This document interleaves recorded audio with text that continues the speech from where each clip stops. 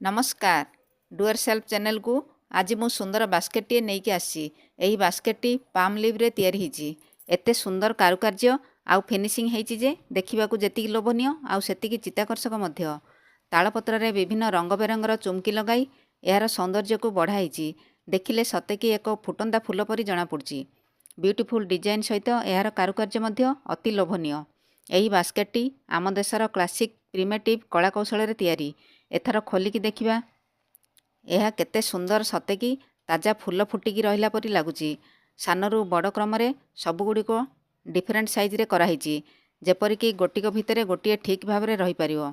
एही फ्लावर बास्केटटी बहुत वर्षर पुराणा किंतु जेतेबेले देखिले भी नुआ परी लागुची। आग काल रे एही तालपत्र रे एमिति सुंदर सुंदर जिनिस तैयारी करथिले आस्ते आस्ते यह लोप पाई आसलानी किंतु पुरी जगन्नाथ मंदिर आउ भुवनेश्वर लिंगराज मंदिर रे तालपत्र तैयारी चिड़ी चांगुड़ीर चाहिदा एबे भी अत्यधिक परिमाण रही।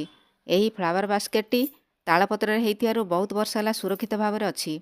यार कारुकार्य तुलन में यार मूल्य मध्य बहुत कम रोला। वर्तमान आधुनिक दुनिया रे यही हैंडीक्राफ्टर जिनिस चाहिदा मध्य अच्छी किंतु यार कारीगर कमी कमी आसिलेनी। मु भाबुची यार सूक्ष्म कारुकार्य समस्त को लोभनीय करथिबो।